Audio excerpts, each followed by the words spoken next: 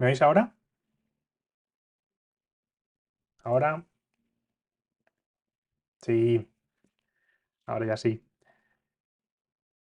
Vale, disculpadme, que esto de todavía OBS, he estado tocando la configuración de OBS. Habéis visto que los últimos dos directos se nos ha cortado la conexión en el último momento, después de llevar casi hora y media de directo, porque OBS, que es el software que estoy probando para hacer estos directos, consume muchísimos recursos.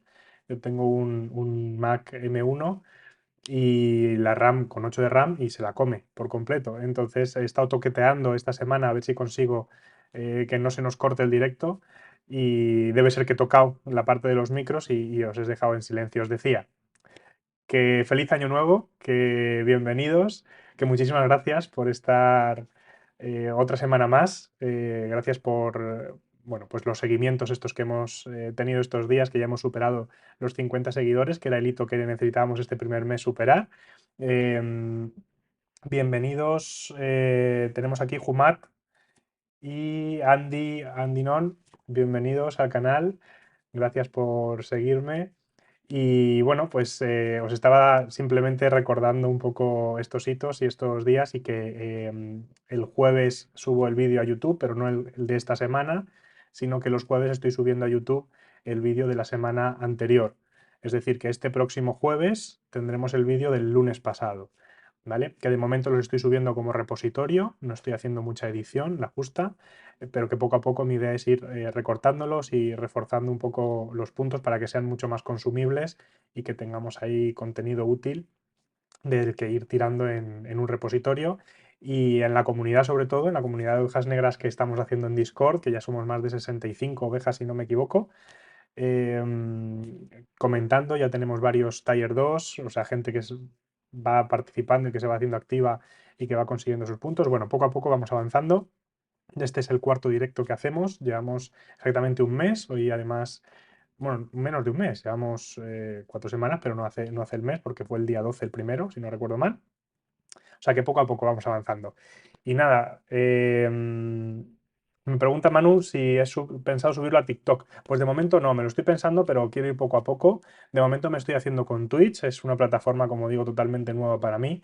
Me genera no demasiado trabajo, pero sí que un poco de trabajo todavía. No tengo rodado el sistema de creación del contenido para el directo, de buscar los temas y todo esto. Entonces, primero me quiero hacer con la plataforma y luego ya iré viendo cómo ir haciendo. De momento me centro en Twitch, en compartirlo por mis canales de Instagram y de Twitter, que son los que utilizo yo en mi día a día habitualmente.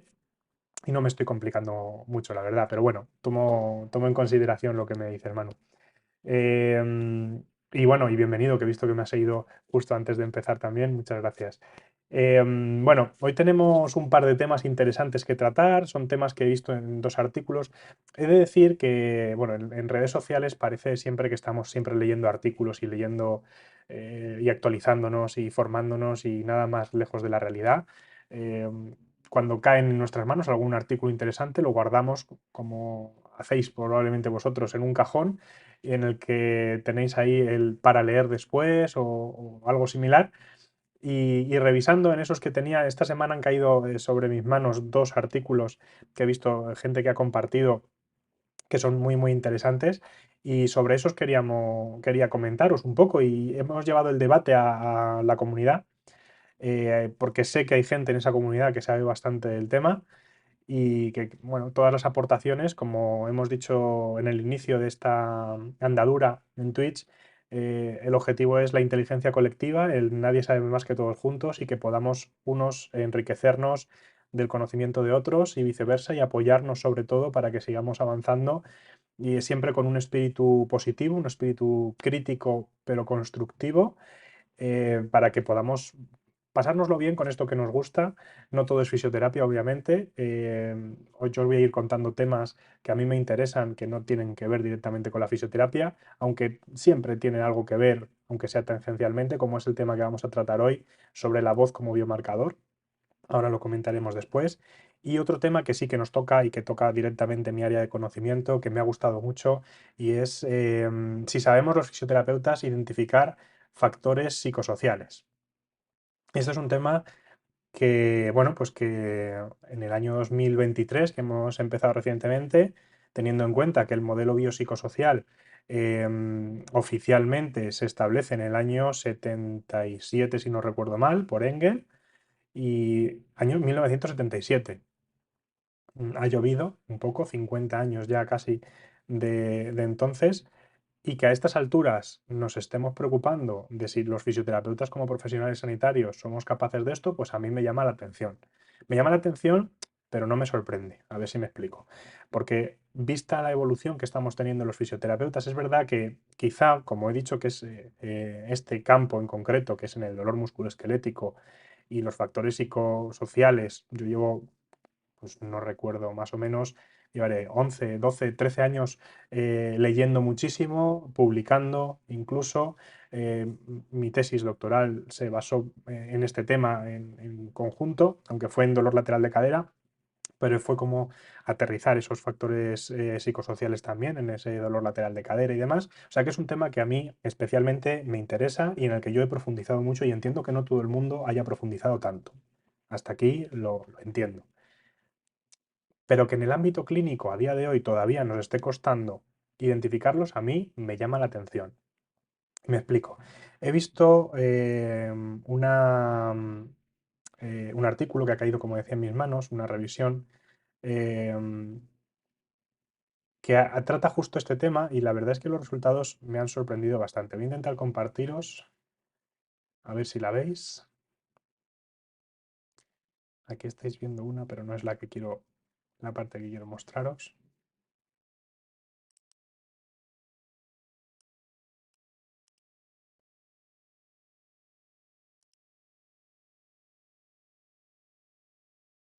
A ver ahora, aquí, esta. The ability of physiotherapists to identify psychosocial factors in patients with musculoskeletal pain. Scoping Review, como os decía. Un trabajo del día publicado el 7 de diciembre de 2022. Más calentito imposible. En el máster de fisioterapia avanzada, fisioterapia musculoesquelética, em, para el tratamiento del dolor de La Salle, en el que imparto clases, en una de las asignaturas en concreto, y de hecho esta revisión la utilizaré para llegar a reflexión en clase, en una de las asignaturas, en la de estrategias avanzadas, hacemos una práctica, una actividad breve en la que les pongo a los alumnos, los que habéis pasado por clase conmigo, que estáis en el chat, seguramente os acordéis, les pongo un audio, porque también lo utilizo en las clases de fisioterapia comunitaria y de preventiva. Les pongo un audio de una paciente que acude a una consulta de medicina de familia, en este caso, consultando por una cefalea, en el que en su charla, en su discurso, se pueden identificar claramente algunos de los factores psicosociales que luego vamos a tener que valorar y que probablemente en algunos casos incluso tratar o derivar, sea el factor que sea, o si no tratar directamente nosotros, sí tenerlos en cuenta para luego nuestros posteriores tratamientos. Como digo, en este modelo biopsicosocial que intentamos desarrollar desde hace ya casi 50 años, em, los factores psicosociales son dos de las tres patas fundamentales, ¿no? Bueno, pues esto que parece tan obvio y que cada vez es cierto que las generaciones están más formadas en ello y se van enterando un poquito más de qué va la película, en esta revisión han hecho una recopilación de estudios en los que se contrasta principalmente lo que comentan es que la herramienta principal que tiene la literatura para poder contrastar si los fisioterapeutas son capaces o no de identificar estos factores es contraponiendo la opinión del experto frente a cuestionarios validados. A mí me parece una herramienta bastante lógica y bastante aceptable y así lo explican en el artículo. Y la verdad es que es un método bastante sencillo, es simplemente eh, pasas los cuestionarios al paciente, que son autoinformados, que tienen una puntuación objetiva X y el mismo paciente, estando cegado del cuestionario, lo evalúa un fisioterapeuta y establece y dice, pues como la actividad que os decía, cuáles son los factores psicosociales que pueden estar afectando a este paciente y en base a eso, a ver, que creo que no me estáis viendo bien, y en base a eso, pues ya determinamos si tiene o no tiene, disculpadme, si tiene o no tiene alguna alteración psicosocial que pueda estar influyendo en nuestro tratamiento de fisioterapia o incluso si es motivo de derivación y es una bandera naranja, como sabéis, para no tratarle nosotros. Bueno, basándonos en esta metodología, bueno, han revisado bastantes bases de datos, Medline, Cinal, Cochrane Library, Pedro, PubMed, Scopus y Google Scholar, y han encontrado desde el año 2000 a esta parte, y han encontrado, he visto antes, en un primer escalón 4.000 artículos que podían encajar. De ahí se han quedado finalmente en 20 artículos. Bueno, 20 artículos eh, no está nada mal para una revisión. Es una revisión que no es una revisión sistemática al uso, sino que es una revisión amplia, ¿no? Un scoping review lo que intenta es abarcar todo lo posible, toda la literatura, estudios cualitativos, cuantitativos. Bueno, es una metodología eh, para intentar ver qué es lo que hay en la literatura sobre esto. En este sentido, eh, tenemos aquí en la literatura todos los artículos, como sabéis, la tabla de extracción de datos en la que se establecen pues, todos los distintos tipos. Hace una revisión, unos comentarios los autores sobre los resultados de los estudios. Está bastante bien, os recomiendo que lo leáis específicamente. Pero lo que quería comentar con vosotros tiene que ver más, bueno, los objetivos del estudio es lo que ya os he explicado, examinar la evidencia relacionada con la valoración psicosocial de los factores psicosociales por parte de los fisioterapeutas, explorar las características y calidad metodológica de estos estudios e identificar posibles huecos en la literatura de cara a futura investigación. O sea que el objetivo principal es este. Como digo, la metodología yo creo que es adecuada y he resaltado una frase que aunque se repite por aquí, pero creo que es bastante clara y es esta. Este es lo que podría resumir dentro de los resultados lo que dice esta revisión y es falta de confianza en el conocimiento de lo que son los factores psicosociales o cómo identificarlos en la práctica. Y a mí esto me llama muchísimo, muchísimo la atención, como digo, aunque no me sorprende, vista la evolución que estamos teniendo, todavía nos queda mucho trabajo por hacer. Y esto es lo que quería yo comentar con vosotros. La literatura nos dice que no, lo dicen distintos países. Es cierto que aquí habla de un estudio en el que el 74% sí que se veían con criterio para poder juzgarlos. Pero bueno, que en resumen, las conclusiones del estudio nos dice que no nos sentimos capaces y tiene que ver más con la autoeficacia muchas veces que con la identificación en base a la intuición. Y yo quería preguntaros un poco al chat, em, ¿cómo lo hacéis vosotros en clínica? Cuando un paciente viene con un problema musculoesquelético, ¿valoráis los aspectos psicosociales? ¿No los valoráis? Lo intentáis pero no lo conseguís, no os sentís competentes y es algo que, lo dejo en el aire obviamente, pero es algo que se repite, es recurrente todos los años y la gente normalmente, como digo, cada año va mejorando un poco, pero no se siente capaz de identificar estos factores porque cree que en su formación de grado no les han dado las herramientas adecuadas. Sin embargo, yo, por ejemplo, en mis asignaturas en segundo y en cuarto, utilizamos herramientas y les ponemos pautas y en los cursos que hacemos de razonamiento clínico damos herramientas para que esto no ocurra. Por ejemplo, se me ocurre, hablando de la metodología que han seguido en este estudio, el gol estándar para identificar factores psicosociales sigue siendo la entrevista clínica. Esto es el primer paso. No se trata de pasar baterías de cuestionarios de manera sistemática a todos los pacientes, pero en la entrevista clínica vosotros tenéis que tener una sospecha de que hay algo que no es puramente funcional o biológico desde el punto de vista estructural, que está motivando que el paciente no termine de mejorar por sus propios medios o incluso que sea parte del problema, ¿no? Ese es el primer paso. En el momento que eso ya os da en la nariz, ya tenéis una bandera amarilla. Aunque no sepáis cómo se llama, aunque no sepáis cómo abordarlo, no sepáis si tenéis que derivarlo, no. Pero ya tenéis una bandera amarilla. Es decir, que de cara a vuestro proceso terapéutico, vais a tener en cuenta siempre que puede ser que los resultados sean o no sean lo esperado dependiendo de esos factores psicosociales, sean como se llamen los factores psicosociales. Bueno, pues es tan sencillo como esto, que os dé en la nariz, olfato. Esa intuición es la que se refiere en esta revisión. Em, el siguiente paso es, una vez que nos ha dado en la nariz, bueno, vamos a confirmar. Se trata de hacer categorías de hipótesis, ¿no? Vamos a categorizar, vamos a hipotetizar y vamos a plantear, realmente tiene alteraciones psicosociales. Vamos a utilizar una herramienta que ha sido diseñada y validada para esto, como puede ser, hay varias, pero la que se me viene a mí a la cabeza y la que yo uso en clínica habitualmente en procesos de manera de evaluación sistemática, es el Orebro. El cuestionario Orebro es una herramienta validada en nuestro idioma eh, por el equipo de Antonio Cuesta, eh, que le tendremos, por cierto, en el duelo de fisioterapeutas. No os voy a hablar mucho hoy del duelo, pero pronto os lo comentaré porque seguimos avanzando.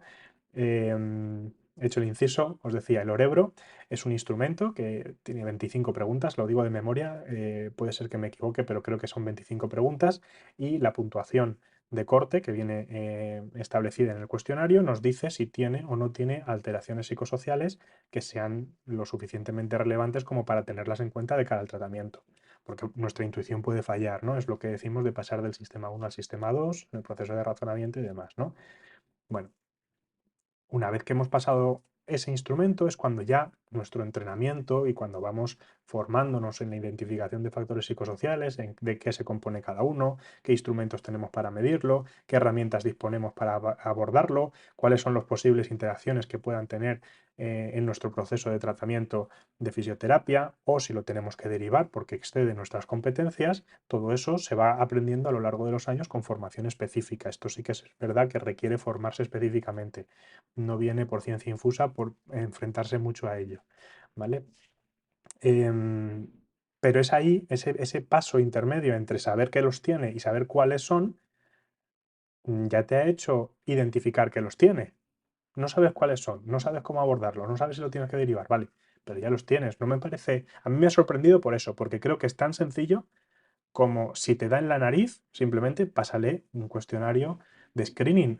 Casi todos los estudios que han incluido en la literatura son de dolor lumbar. Tienes el Starback Tool, que es específico para identificar si tiene alteraciones de factores psicosociales asociados al dolor lumbar. Bueno, pues es una herramienta sencillísima, no sé si son 10, lo digo de memoria, 10 preguntas creo que son, y tienes un resultado. Bueno, pues parece ser que los fisioterapeutas seguimos en el año 2023, según este trabajo, a nivel internacional. No hace diferencias porque dependiendo de los estudios son de unas poblaciones diferentes u otras, pero parece ser que a nivel internacional la conclusión en estos 20 estudios que han incluido es que todavía no estamos al nivel que nos gustaría y esto es un problema. Esto es un problema. Es algo que, bueno, pues recientemente se ha formado el grupo de fisioterapia y dolor en la Sociedad Española de Dolor, en el que tengo la suerte de participar con algunos de vosotros, de los que estaréis por ahí en el chat seguramente.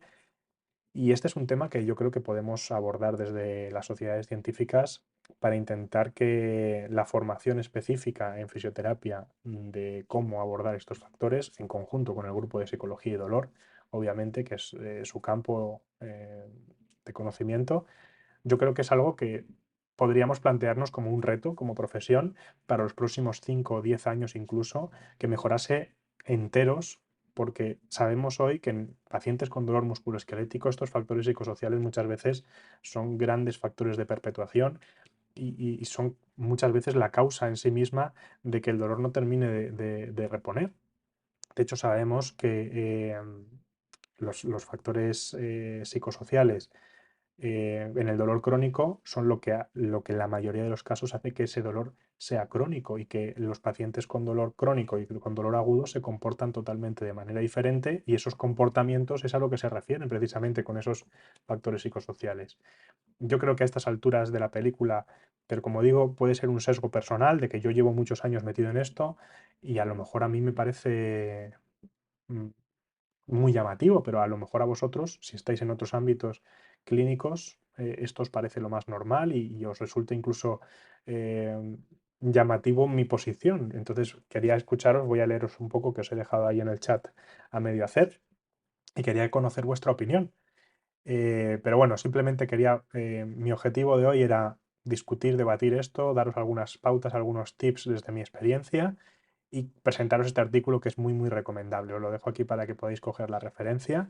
Creo que sí que estaba en abierto y si no, es fácil de acceder a él. Os leo.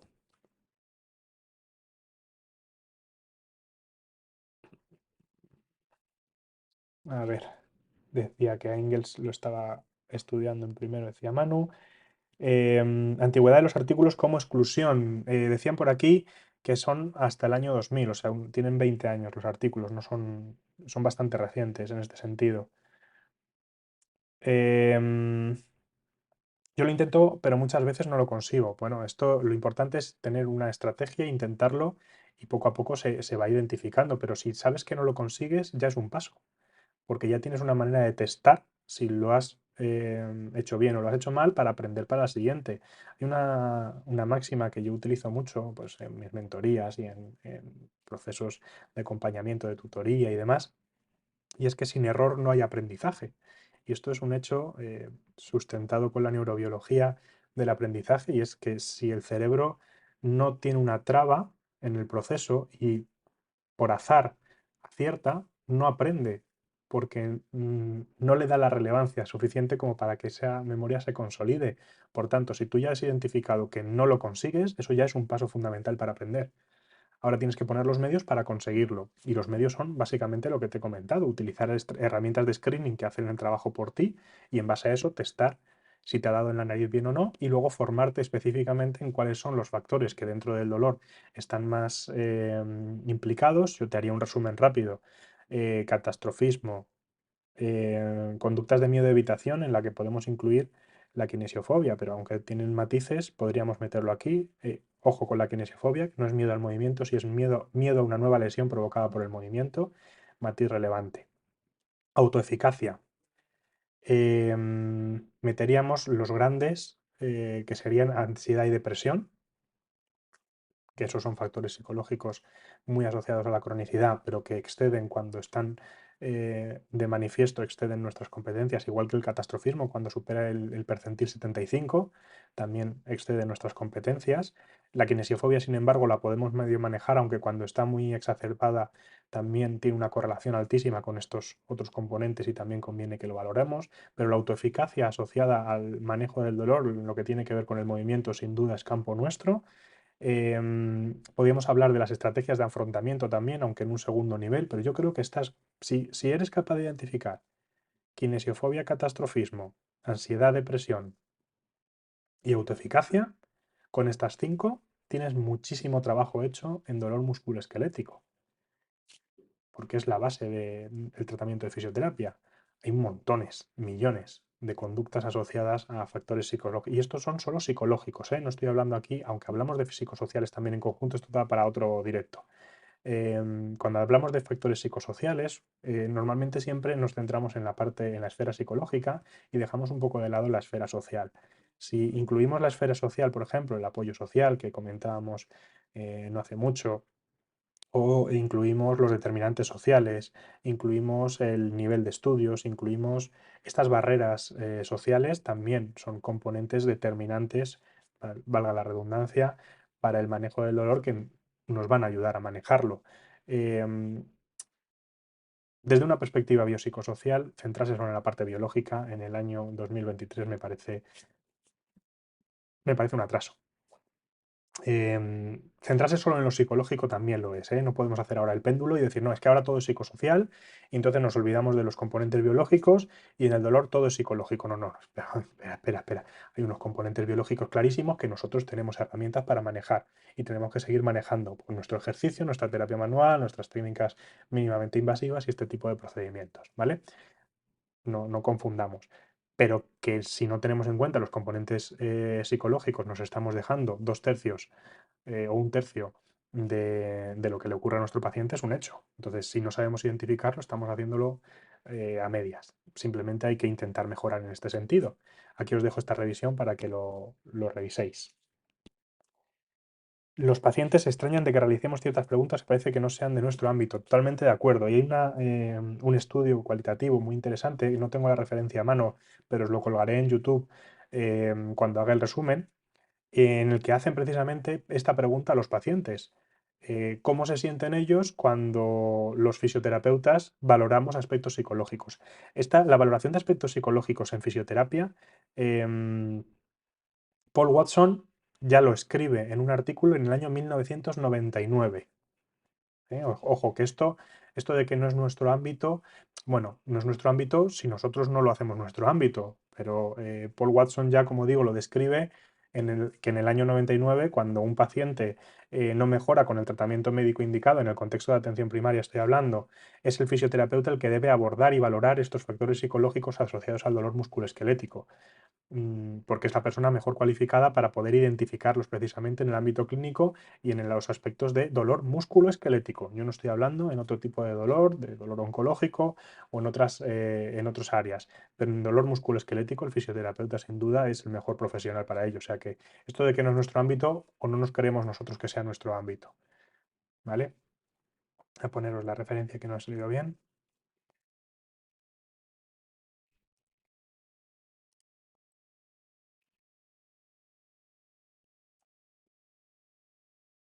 A ver ahora, sí.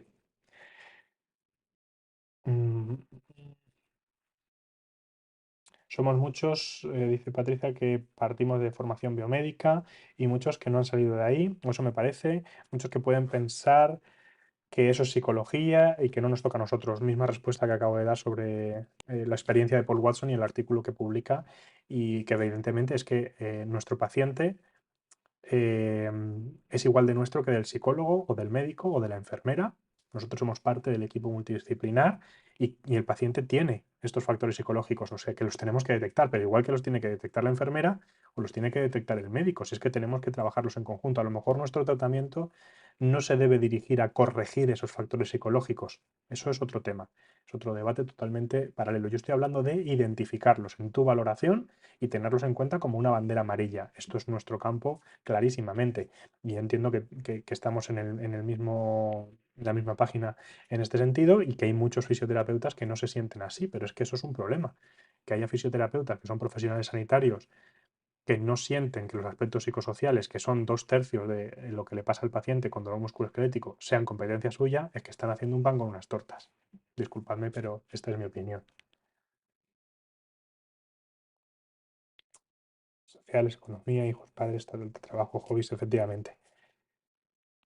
Debemos tener una faceta de psicólogos porque en las carreras no se hace la asignatura de psicología. No sé si se realiza bien. Sí, entiendo. Sí que hay carrera, o sea, en la carrera de fisioterapia, dependiendo de los planes de estudios, en todas se deben incluir aspectos psicológicos relacionados con la enfermedad. En muchas, por ejemplo, en nuestro grado en La Salle sí que tenemos una asignatura específica de psicología y además está muy orientada porque después de los años pues hemos ido orientando la asignatura a estos aspectos de dolor y a otros, pero en concreto a estos, pues porque el claustro está orientado a esto. Entonces, en nuestro caso concreto sí que existe.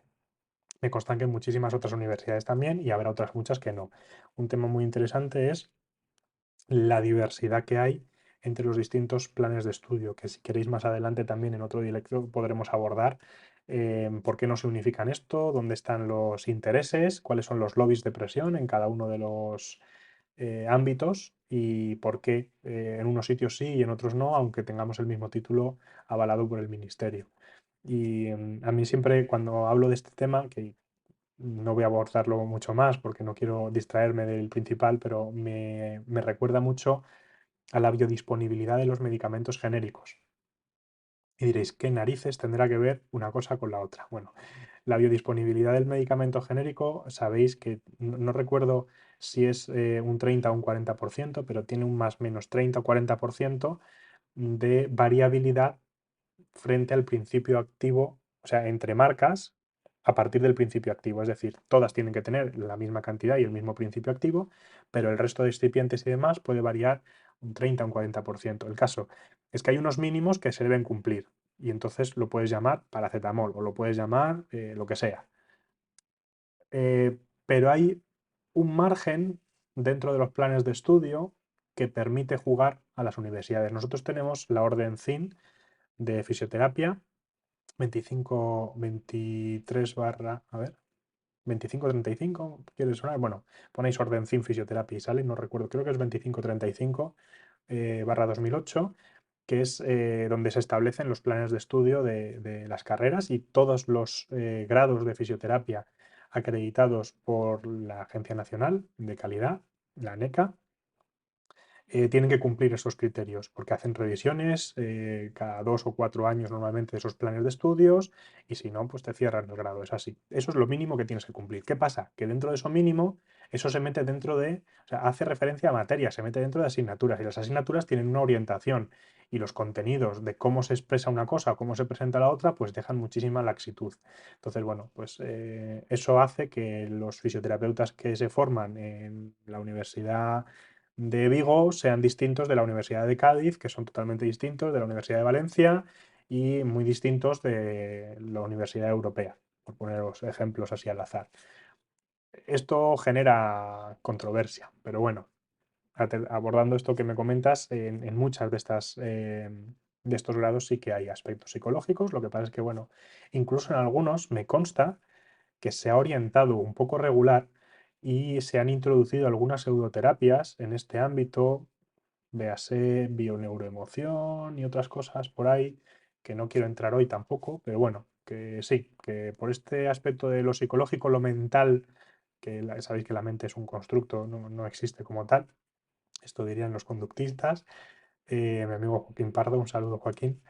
Em, han aprovechado este hueco para colar ahí un montón de cosas que no es nada más que basura y que como no tenemos ni idea en realidad, y esta revisión viene a demostrar que no tenemos ni idea en realidad, pues nos la cuelan. Entonces, bueno, sed muy críticos con esto, utilizad fuentes contrastadas y si no, preguntad, que hay un montón de compañeros, y me incluyo, a los que podéis preguntar en cualquier caso, que tienen cierta formación, cierta experiencia y podéis aprovecharlo. Yo tuve en la UH, no es tener, vale. 21:35, me corrigen por aquí la orden CIN. Perfecto, gracias, Patri.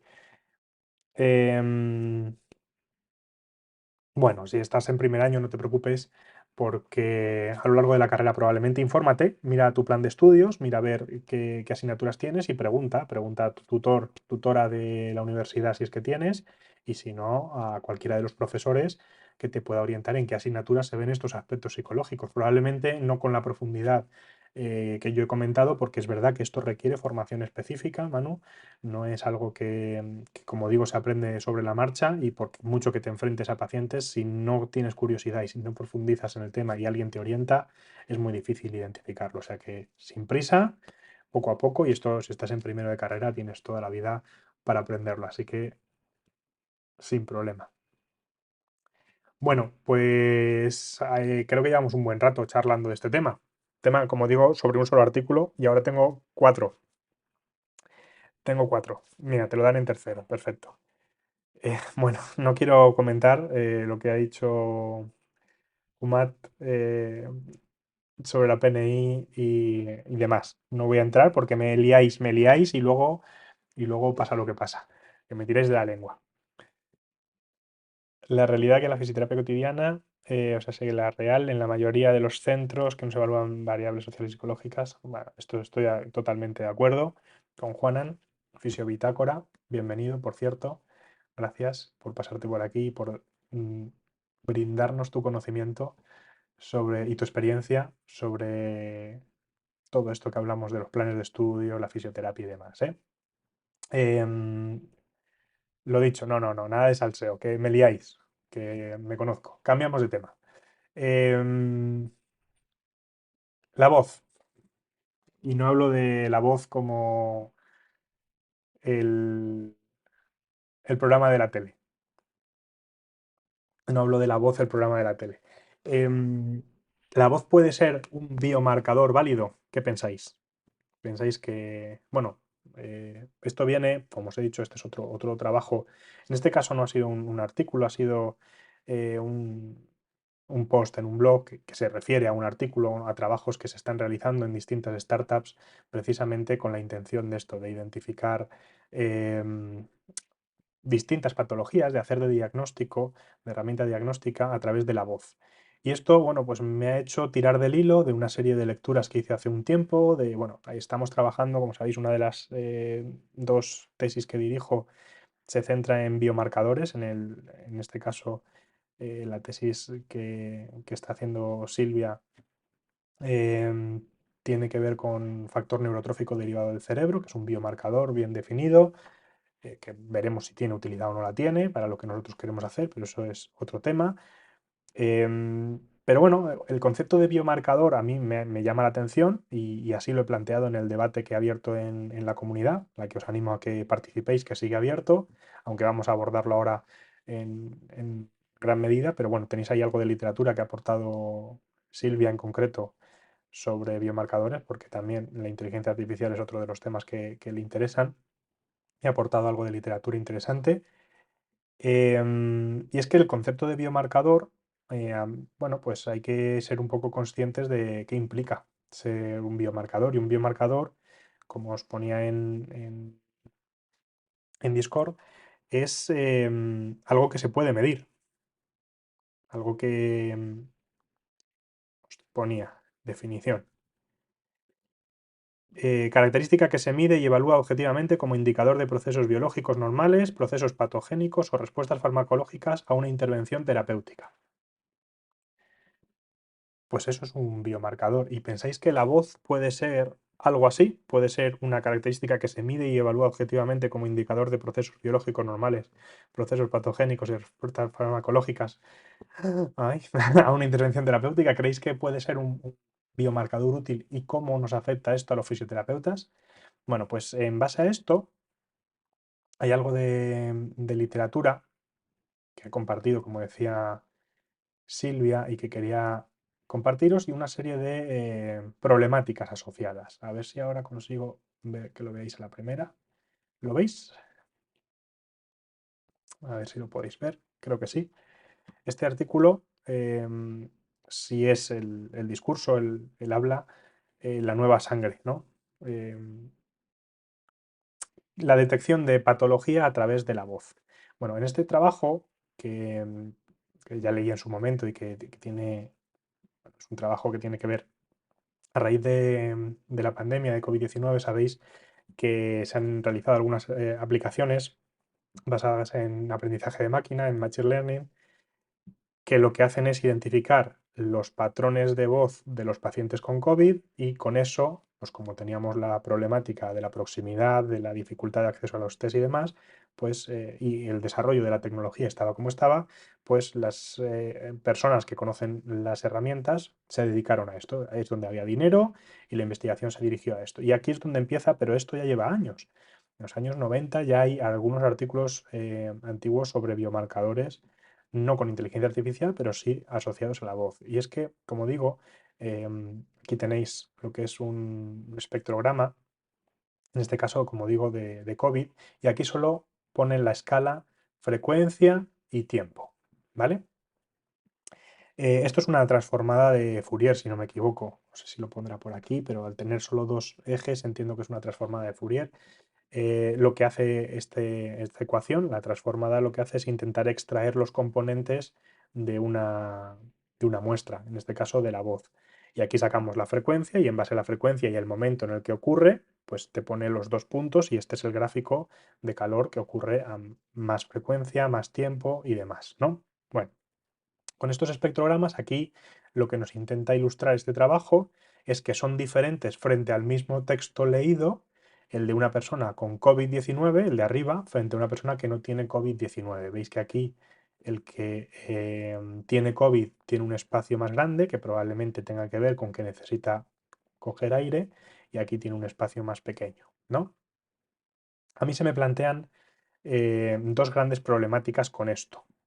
Dos grandes problemáticas. Uno, si queremos que sea un biomarcador válido, tenemos que validarlo para según qué patologías y este artículo lo que hace es precisamente identificar estudios, a ver si lo tengo por aquí que lo he remarcado, sí, identificar estudios que trabajan sobre la voz como biomarcador para esas patologías, de manera que si podemos utilizar la voz como biomarcador, podríamos predecir de alguna manera la presencia o ausencia de esta enfermedad. Es decir, podemos utilizar la voz como herramienta diagnóstica y por tanto herramienta de seguimiento. Esto ya entra en el área de los test diagnósticos, es decir, que tendremos un punto de corte, tendremos una validez, una fiabilidad y toda esa serie de parámetros que tienen que ver con especificidad, etcétera. Pero simplemente el hecho de que haya algunas patologías, no sé si lo veis bien, voy a intentar ampliaroslo un poquito, que a lo mejor en vuestra pantalla se ve un poco pequeño. Aquí lo veis, ¿no? Bueno, pues estudios con Alzheimer. Aquí hablan de predicción también con Machine Learning, ansiedad, desorden bipolar, asma bronquial, COVID-19 que os decía, depresión, desórdenes del desarrollo, Parkinson, habla patológica. Normalmente esto se ha estudiado también en pacientes con ictus, cuando hablan de habla patológica, no solo pacientes de foniatría, sino pacientes también que ha sido afectado el habla, como puede ser, como os decía, el ictus. Y infección del tracto respiratorio superior. En el área de la fisioterapia respiratoria, obviamente, parece que tiene un campo. También en el área de la salud mental. Y es que ya llevamos años en los que se lleva desarrollando investigación, aquí veis, cómo el Machine Learning, el aprendizaje de máquina, está ayudándonos a identificar depresión mayor y menor a través de la voz, utilizándolo como biomarcador. Ese trabajo es del 2021, es bastante reciente también, y en este caso lo que utilizan, a ver si viene la gráfica también por aquí, no, en este no viene. Lo que utilizan es un texto también y hacen una comparación entre pacientes con y sin. En este sí que te vienen, como decimos, la curva ROC, es decir, la posibilidad de diagnóstico entre verdaderos positivos y falsos positivos, y nos dicen que tiene una fiabilidad del 79%, ¿no? De 0,79 una curva ROC, en este caso, por ejemplo. Bueno,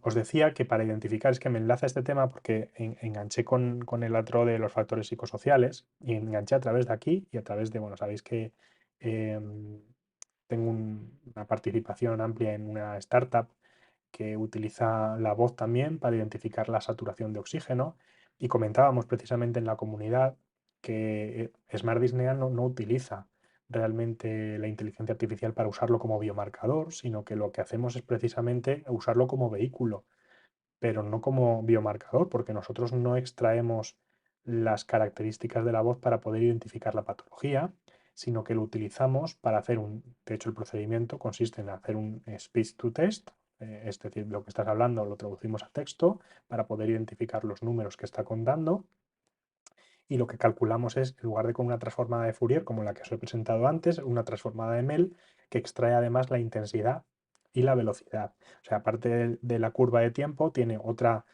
parámetro que no es solo la frecuencia, sino que es también la intensidad. ¿Vale? En esa transformada de Mel lo que intentamos identificar es si el paciente está haciendo respiraciones entre medias de la cuenta o no. Eso no es un biomarcador, ¿vale? Entonces, cuidado a la hora de identificar un biomarcador, que un biomarcador tiene una serie de características que entre ellas tiene que ser predictivo, es decir, nos tiene que ayudar a predecir la presencia o ausencia de una patología, tiene que ser preciso y tiene que estar asociado, como digo, a características exclusivas que puedan hacer diferenciar esta patología y la otra. Se ha visto en neumonía, se ha visto por COVID, por ejemplo, que sí que hay patrones de voz que son distintos en estas patologías frente a otras patologías respiratorias. Por ejemplo, es posible diferenciar COVID de asma. Esto es posible, porque hablan distinto. Es posible diferenciar Parkinson de un ictus. Aunque sean enfermedades neurológicas, es posible. Entonces, en algunas patologías sí que podremos hablar de biomarcadores y en otras no. Y aquí viene la segunda problemática que yo os quería plantear. Y es ¿qué pasa con los deepfake de audio? ¿Sabéis lo que es un deepfake? Bueno, un deepfake es la manipulación a través de inteligencia artificial eh, para hacer pasar un texto, un vídeo o la voz o un audio por real, pero está hecho de manera sintética, como digo, a través de inteligencia artificial. Hay herramientas como Speechelo y otras, Speechify y demás, que convierten text to speech, lo contrario que os decía que hacemos en el Smart Disney, es que pongo un texto y hay una voz que me lo lee. Bueno, pues la manera de hacer que mi voz, que la voz de otra persona suene como la mía, bueno, tiene su complejidad, entendedme. O sea, esto no es sencillo, no es un juego de niños, pero no es imposible de hacer y no es realmente complejo una vez que estás muy metido en este mundo. Utilizan la tecnología de deepfake, la inventó Ian Goodfellow, perdón. La tecnología se llama redes generativas antagónicas. En inglés lo vais a ver con las siglas GAN, GAN. Estas redes lo que hacen es, tienen un autoencoder, es decir, codifican la imagen.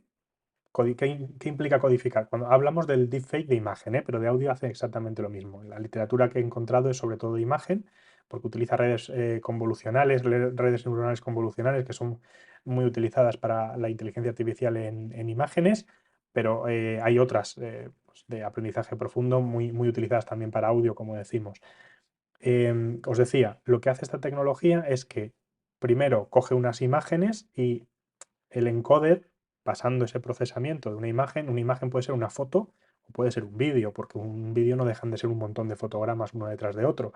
Entonces lo que hace es que con esa cantidad ingente de datos reduce aquellas características que determinan qué es lo que hace característico a esa imagen de manera que puede volver a reproducir. Un autoencoder es que codifica y descodifica, ¿no? Es decir, yo paso esta imagen por un embudo en el que estoy reduciendo y determino cuáles son las características esenciales que hacen diferente a esta imagen de otras y luego la vuelvo a reproducir. Entonces, un buen autoencoder es que pasa por un filtro de inteligencia artificial y la imagen me sale pues como está saliendo en el vídeo, ¿no? Bien. En ese proceso de autocodificación, yo puedo sustituir en la salida, en lugar de que entre la imagen, perdón, que la imagen que salga sea la misma que la que entra, puedo introducir una variante y que en la imagen que salga sea otro proceso que yo ya he codificado previamente, es decir, las imágenes de otra persona. De esta manera, yo puedo superponer la cara, es porque es muy evidente, pero lo mismo puedo hacerlo con la voz. Puedo superponer la cara de otra persona con la mía y con mis gestos y con mi forma de expresarme, yo puedo tener la imagen en un vídeo, gracias a este proceso de inteligencia artificial, de otra persona. Eh, la- de cara a imágenes, ya en el año 2018, creo que fue la NSA, ¿no? La Agencia Internacional no, no fue la Nacional de Seguridad, sino la Agencia Internacional de Seguridad Americana, sacó un informe en 2018 que en 5 años la tecnología habría avanzado lo suficiente, pensar que esto era 2018 y empezamos 2023, habría avanzado lo suficiente como para ser un verdadero problema para poder identificar a las personas eh, realmente a través de la cámara si eran ellos o estaban teniendo un filtro que se estaba superponiendo a la imagen haciéndose pasar por otra persona. Esto mismo se puede hacer con la voz. Esos mismos picos, esos mismos puntos, ese encoder que decíamos de la imagen, se pueden determinar de la voz. Y aquí se me plantea, em, ¿podemos tener un problema a la hora de utilizar algoritmos entrenados para identificar una patología y que estemos identificando patologías distintas em, de manera fraudulenta? Por ejemplo, no es lo mismo tener asma que tener COVID. A nivel legal, a nivel em, funcional, en el sentido de tener que te den la baja y demás, no es lo mismo tener una cosa que la otra. La gravedad de una patología no es la gravedad de la otra. hay una serie de condiciones. Por ejemplo, se podría utilizar esto para que te den alguna serie de antibióticos o de fármacos que están regulados, prescritos con receta, para luego tener un mercado negro. Esto, que es un poco distópico, ya se lo ha planteado gente. De hecho, bueno, como curiosidad, deciros que, a ver, no sé si lo vais a poder ver ahora. Os comparto de nuevo la pantalla. Ahora, em, este año, en abril del 22, se ha publicado este artículo y ya llevan años publicando sobre cómo detectar con las propias técnicas de inteligencia artificial, también en este caso de deep learning, cómo detectar deepfakes de voz, porque esto está siendo realmente un problema a día de hoy que se nos va a venir mañana en temas mucho más complejos de lo que nos parece. Y es que, por ejemplo, yo os quería presentar, a ver si lo tengo por aquí, no sé si lo veis, aquí, sí. Evo, en este caso, el 22 de septiembre de 2020 se presenta como el primer banco de España en proteger a sus clientes con biometría de voz. Utilizando la voz diciendo mi voz es mi contraseña, em, tú puedes hacer transferencias en Evo, transferencias inmediatas. Esto tiene unas implicaciones ya interesantes, teniendo en cuenta esto de los deepfakes, ¿no? Cuando vamos a mirar a ver quiénes son los que están detrás de Nuance Communications, el líder en sistemas biométricos, nos damos cuenta de que es Microsoft, la empresa que está detrás de Nuance. Nuance son los creadores de Dragon Dictation, no sé si os suena, que han abierto su cartera y han utilizado esa capacidad de procesamiento de audio en biometría bancaria, en este caso, de seguridad, en temas de salud también tienen algunos productos, bueno, pues se han diversificado en esto. Entonces, bueno, yo creo que puede tener ciertas implicaciones en el futuro em, que, bueno, pues que pueden tener su aquel. No sé qué pensáis. A ver.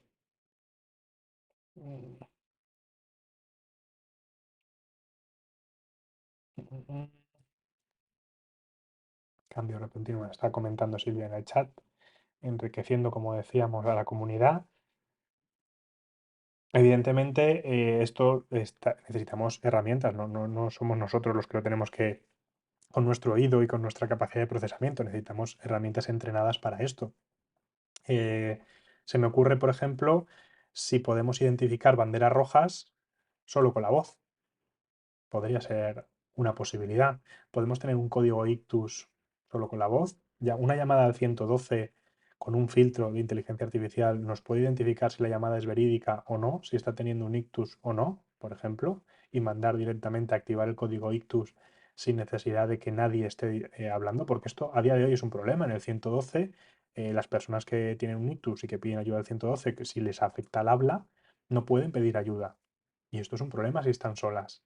¿Vale? Normalmente la mayoría de avisos que se dan los da un familiar o alguien porque identifica los signos del ictus, pero cuando una persona está sola y está identificando, me está dando un ictus porque tiene esa parálisis en mi cuerpo o tiene dificultad en el habla, imaginaros que le da una ataxia o cualquier otra alteración, podríamos tener herramientas que ayudasen con esto, no sé.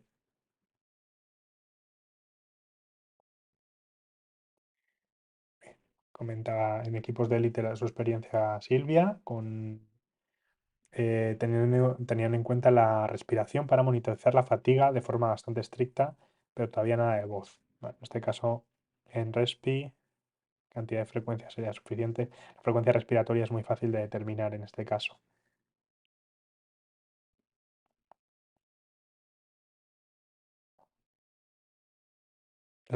Dice Juana, la cantidad de profesionales que pasarán a tener un papel secundario en relación con la máquina.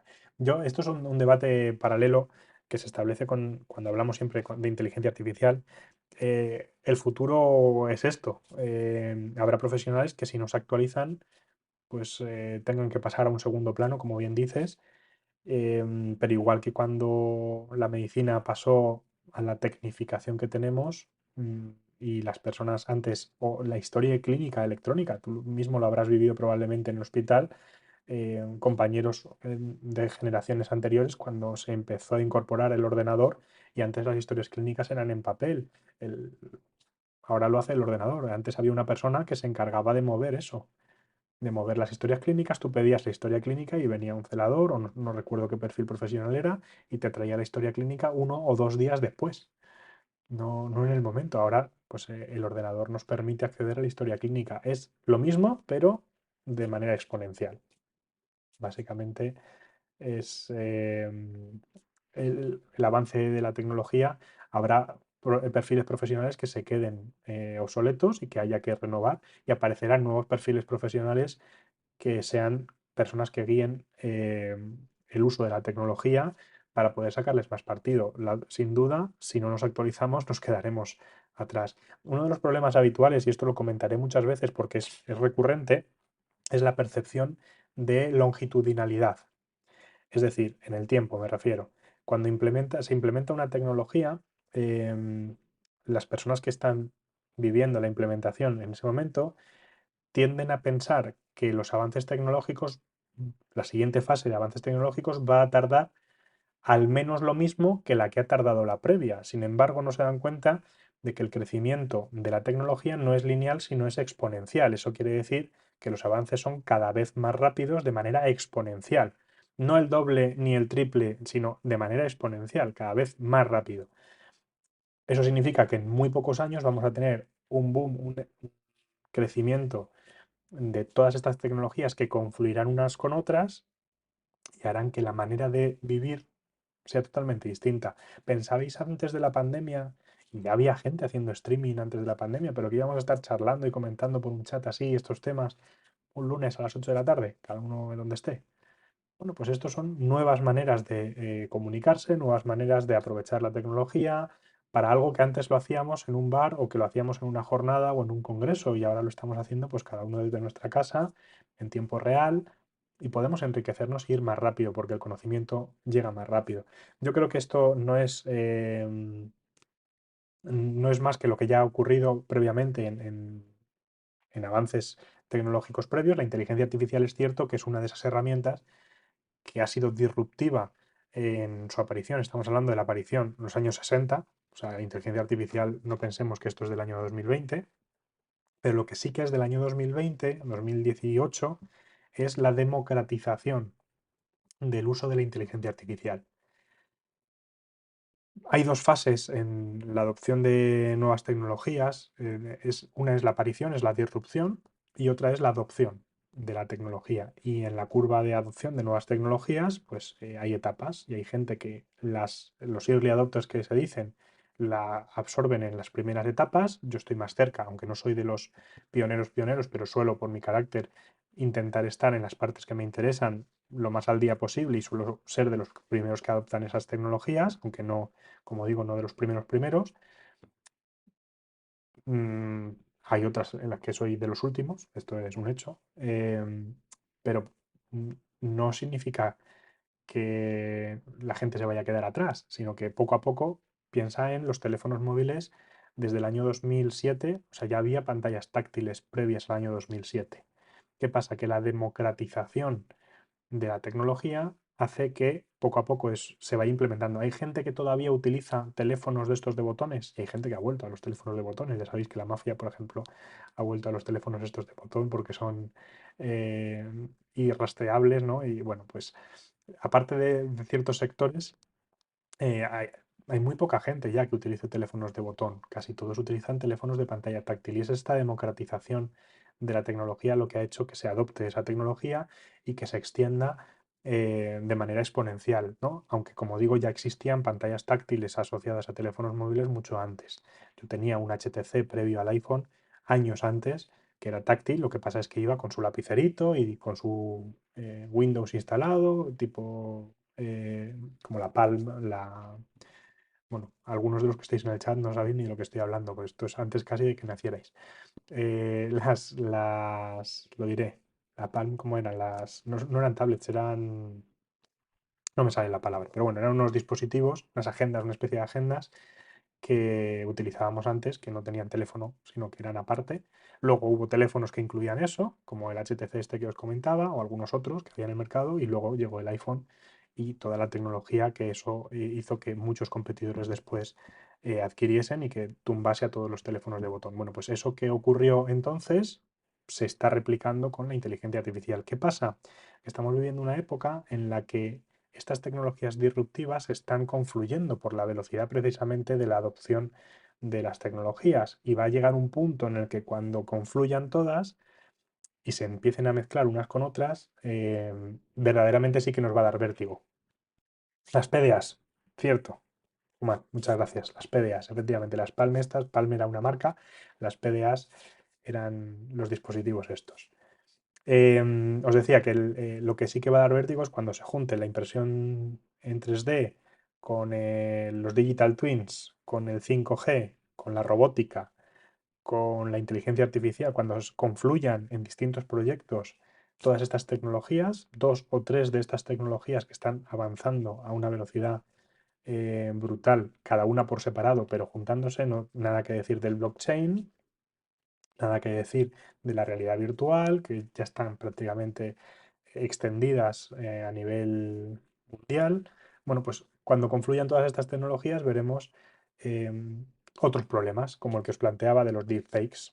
Entonces, el debate real que quería traeros, primero presentaros toda esta literatura y esta reflexión, pero ¿realmente la voz creéis que va a ser una herramienta útil para nosotros? ¿Qué pensáis?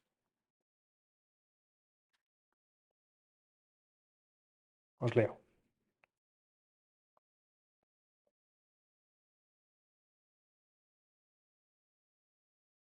Las tablets de antaño. Yo pienso que tenemos otro trabajo. Em, Este es una encuesta que se hizo también sobre deepfakes, simplemente lo tenía aquí apuntado, pero va más de lo mismo. Yo creo que la voz puede aportarnos un plus, pero que no va a ser determinante. Sin embargo, eh, sí que hay muchísimo interés en el mercado sobre el uso de la voz para distintos procesos que ahora mismo se hacen táctiles. De ahí el auge de los Alexas, Google Home, etcétera. Mira, por ahí salta. Creo que te has equivocado de nombre. Yo soy Alexa y estoy aquí para ayudarte. Alexa, para. Bueno, lo que os decía. Estos que nos están escuchando continuamente, yo creo que en el futuro sí que van a poder ayudarnos con este tipo de patologías que decíamos antes aquí, porque, por ejemplo, las personas con Alzheimer, aunque es cierto que en el habla se les identifica, mm, sí que pueden comunicarse fácilmente y pueden utilizarlo como recordatorio. Acordaros de algunas de las herramientas que se utilizan, como esto de los posits. Bueno, pues puede ayudar mucho. Otros en la depresión, sobre todo. En, más allá de, aquí solo vemos patología neurológica, patología respiratoria y patología psicológica o psiquiátrica. Em, no tenemos suficiente con los CAFID que ahora nos metemos con los logopedas. Pues sí, yo he pensado lo mismo. ¿Estos serán los logopedas los que lo desarrollen? ¿O quién será? ¿Seremos nosotros, los fisioterapeutas? ¿Cuánto de movimiento? ¿No? Porque los fisioterapeutas que se dedican a la esfera cérvico-craneofacial dirán que ahí el logopeda en la musculatura para articular la palabra tiene poco que decir, ¿eh?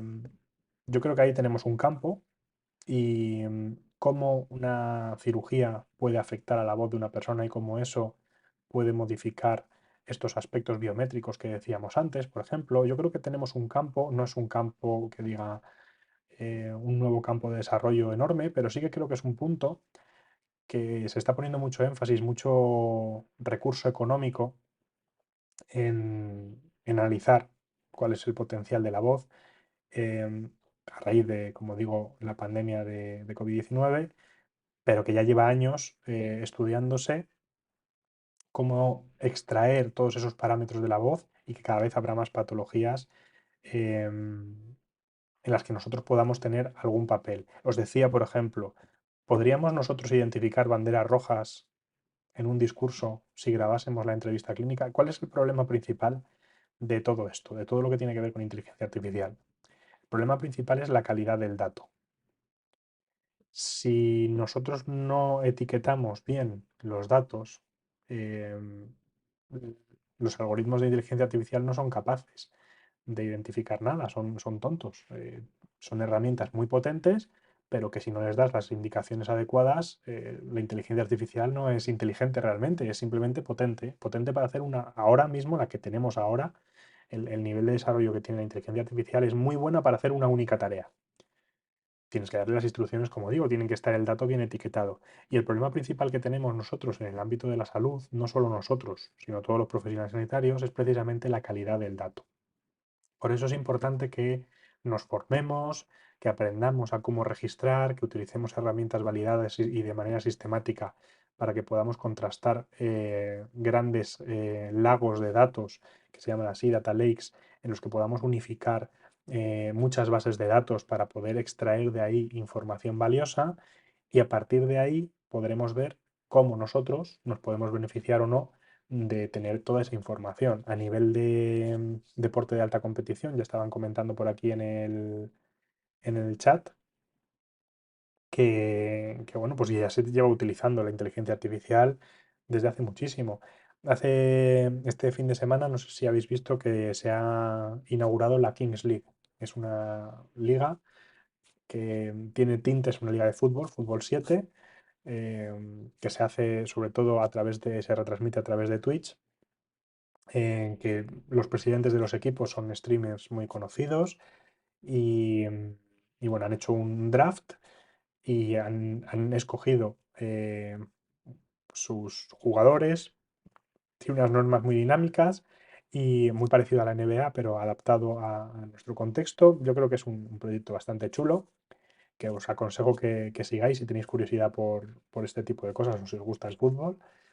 Y pensando en esto, el otro día cruzaba de nuevo, hacía un poco de cruce de neuronas y pensaba si ellos van a utilizar precisamente todos estos, ellos utilizan un bar con esteroides, como yo digo, con un bar con más, lo utilizan con manera más frecuente, han incluido cartas también en las que pueden sancionar al rival, tirar un penalti extra, bueno, una serie de normas que es amplio. O sea, han cambiado un poco el juego como tal, pero ya lo hemos visto en el Mundial de Qatar, como el balón de fútbol ya incorporaba sensores para saber si estaba dentro o fuera.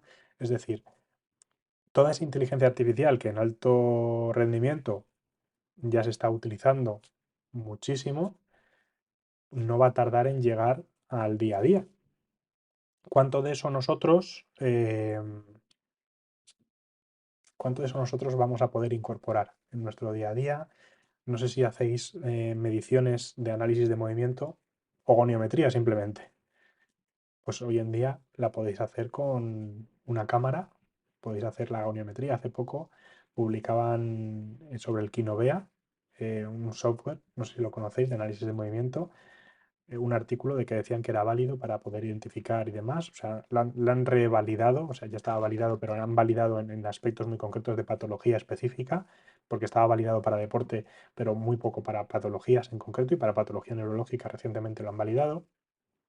Y es que eso mismo ya lo hace cualquier programa de inteligencia artificial, como decíamos, de análisis de movimiento. Es que vosotros en Google podéis hacer reconocimiento de imágenes de movimiento, de saber si está girando a la izquierda, si está girando a la derecha, los grados que tiene el movimiento, la velocidad que tiene. No sé si conocéis las aplicaciones de Carlos Balsalobre, de MyJump, de todo el set que tiene de aplicaciones que utiliza la velocidad para poder estimar la fuerza, que tiene una parte de análisis de movimiento también en el que verifica si se está haciendo correctamente o no el ejercicio, en el que utiliza la imagen también para ver la limitación de la flexión dorsal de tobillo, por ejemplo. Bueno, tiene una serie de herramientas.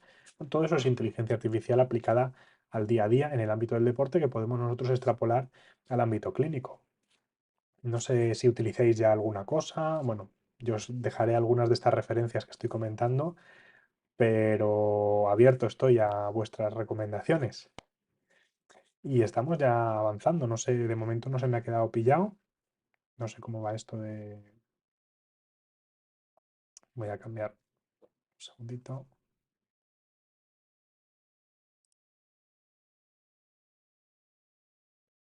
Aquí.